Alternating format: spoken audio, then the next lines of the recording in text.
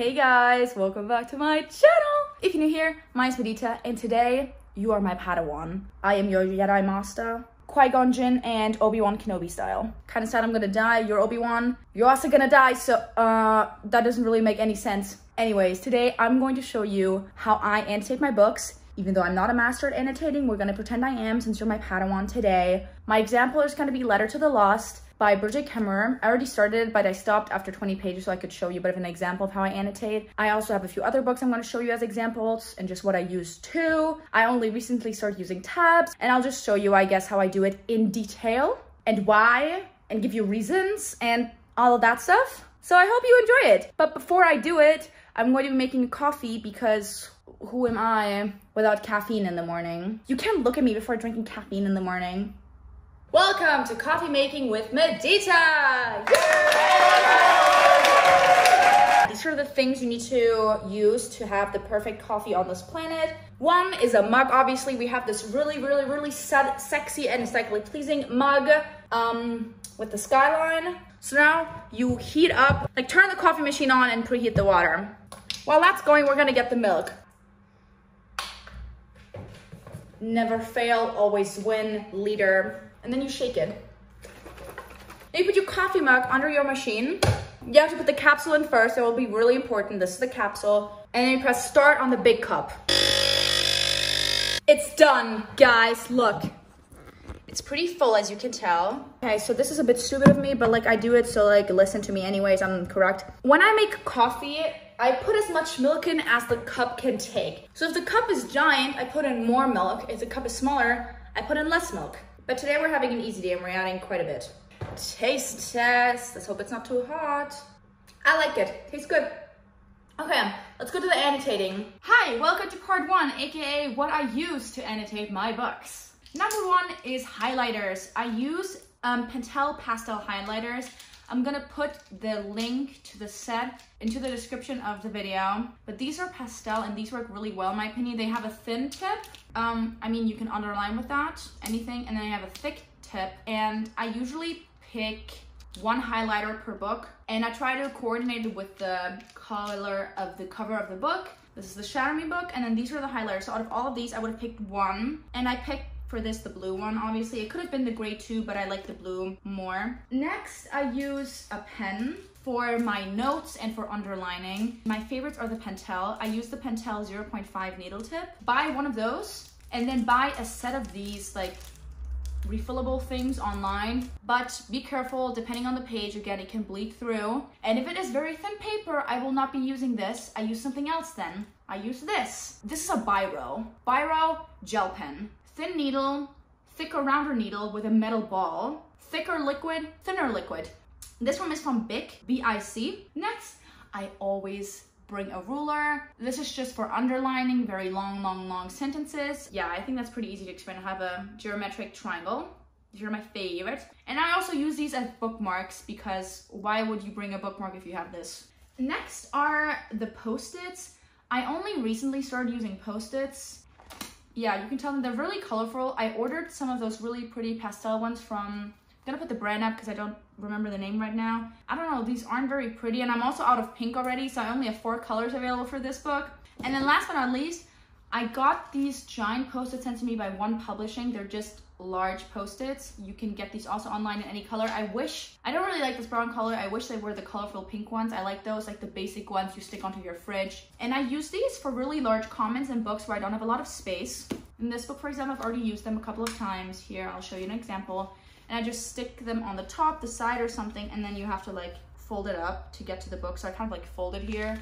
Those are all the things I use for my annotations. And now I'm gonna show you how I annotate. I'm gonna show you the 3 different methods I've used so far, just so you kind of understand. I have too many Shatter Me copies. We're not talking about this, but this is my British Shatter Me copy. And this was how I annotated in the beginning, and it's just with pencil, right? I would underline different things, you know, comment, underline certain things. I used to underline a lot of the numbers just because I thought they would be really important. As you can see down here, I boxed something, right? We have a little comment on the side.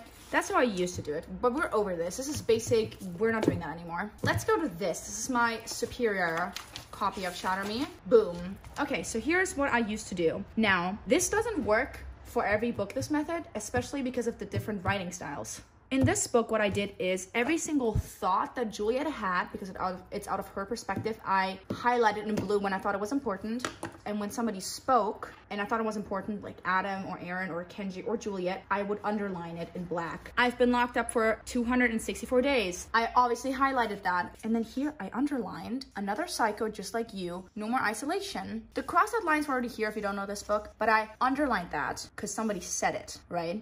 Here on the side, we have a small comment. When I use brackets, it's usually because it's not important enough to be fully highlighted, but the entire paragraph or like the sentences, the lines I put into the bracket have something important in it that I don't want to completely underline. I put the bracket because the important thing in here were the numbers. I obviously didn't want to underline just the numbers in here. I would think that's stupid. And that's just how I kind of go through the entire book. Here's another page as an example. Here I made a bracket around this entire thing and my comment, be prepared to talk in public, yada yada yada. The only existence I know now is the one I was given, an echo of what I used to be. Thought that was a really important quote. And this, oops. Sometimes my comments are more funny, sometimes they are more serious, and that's just like a thing I do. Sometimes I would bracket around the entire sentence. Like, it depends on how important I think a phrase is. Highlight versus brackets.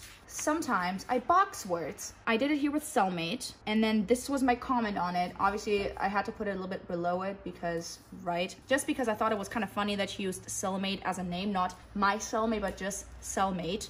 I think you kind of get the picture of how I do it, especially in this book. There's a lot of brackets. A lot of the times, I really use a lot of brackets in this book. This is the book we're doing now. It's a bit different now because I started using tabs.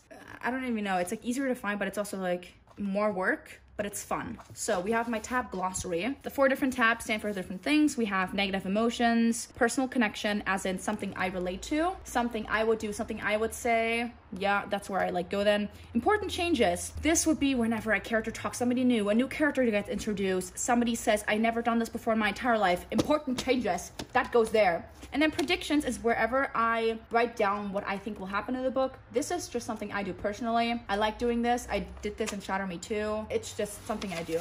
And I'm gonna show the first few pages just to kind of like explain it a bit, but I don't really want to spoil the book. So I have a large prediction up here. Oh, do you guys see this? I forgot my orange tab for predictions. So I would take my tab and I would tab it. So let me tab it real quick. You could see where the tab is and you could just hold the page down and then open it. Here's a prediction I wrote down from just reading this and the back. This is not an inner thought, this is a letter. And this is why my annotation in here is a bit different than usually.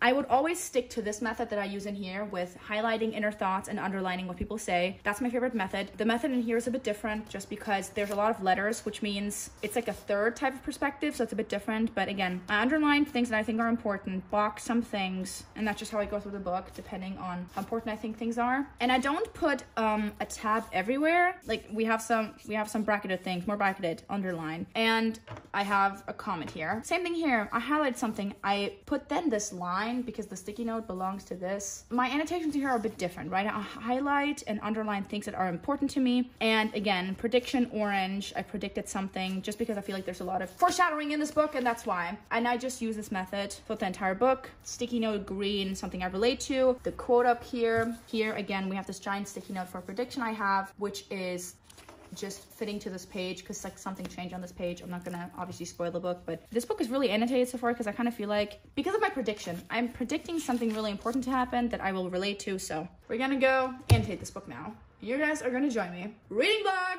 Let's see if I can annotate while lying down. Yeah, I'm excited. Juliet has a dead mother and she keeps writing letters to her dead mother and leaves him at the graveyard. Declan finds a letter and writes back, but Declan is also haunted. He has some things going on in his life, so let's see where this goes. Now, we all know this wouldn't be a Medita video without a fake scenario, so here we go. So here's one, and this one is fantasy inspired. Okay, so you're riding home from the cinema with your little bike through the forest. You just sat at the cinema with your besties and your boyfriend. Yeah, you have a boyfriend in this reality. You were already in a relationship. You already had the best of both worlds.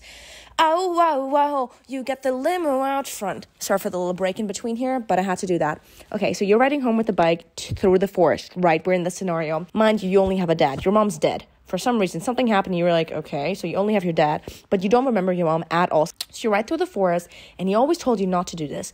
And then you suddenly see this blue light pop up on a tree, and you're like, what is this? So you get closer, and it looks like a swirly ocean wave. And it's like very magnetic looking and also like majestic. And you're like, this is so cool, but it looks dangerous, and I don't know what it is. Let me jump through it because I'm a rebel and living life on the edge. So you jump through the portal, and you get transported to this amazing, beautiful, very colorful, vibrant world where there's dragons flying and there's multiple suns and like planets everywhere, and it just looks beautiful. And you're like, wow, what is this? I don't know where I am, but I love it. I never want to leave. But then suddenly you get grabbed by your arm. You look up and you see these giant gnome looking like figures. They're like, hey, who are you? You're trespassing into this world. And you're like, I'm sorry. Let me just go back through the portal and disappear back to Earth. The portal is already closed. You're like stuck here. And you're like, oh my God, shit. What have I done? Like, I'm in this new strange reality and I don't even know what's going on here. Why am I being held captive? So these gnome-like figures carry to the king, and they're like, rah, look who we found at this one tree, rah, rah, rah, evil woman Earth.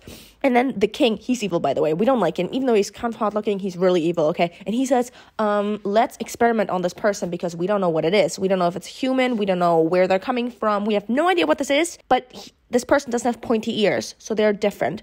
So he puts you in the cell, and you're held there. You're starved for weeks. They experiment on you. They pump stuff into your blood, and it's gruesome and difficult, and you hate it, and you're like, I'm at the end of my life. I don't know what to do. And then suddenly, this fire burst appears and melts away the metal bars of your cage. And you're like, what the hell? And then suddenly, you see this dude arrive, and you're like, hello. He's super hot, by the way, and this is your future love interest, okay? And he has fiery hands that can puke fire, and he saves you by burning another thing. He's like, I had to save you. He knows your name. You're like, how do you know me? He's like, I knew your mother. She always knew you were destined to take over and defeat the evil king of this world. And you're like, main character moment. I'm the main character of a fantasy book. This sounds amazing. Do I actually have superpowers? Yeah, you do have superpowers too. You don't know which element though yet. But so the fiery elementy guy who's kind of like Zuko from the Avatar The Last Airbender, and you go escape, and then in the end you defeat the king, but there's a little bit of romance involved with you two too. And then in the end, you two are a king and queen and super cute, and you have fiery babies, and yay! Oh my God. Oh my God. Oh my God. Oh my... I'm only on page 31 now. I've gotten a bit further. This is horrifying, and this is an important change. I don't have enough sticky notes left for the sad parts. I really... So a lot of things were just said, and I want to cry now. The amount of grief in this book is already making me feel so much pain. God, I'm actually gonna cry. I'm only going to continue reading this, and then I'm gonna end the video until my last blue sticky note is being used. So I'm guessing to the end of this chapter, hopefully. I'm pretty sure I have predicted what the plot was, which is kind of disappointing. God, this is... Some of these things they're saying, like the dad-daughter relationship right now here. Jesus Christ. The poor dad. Like, I'm so sad for all of these people.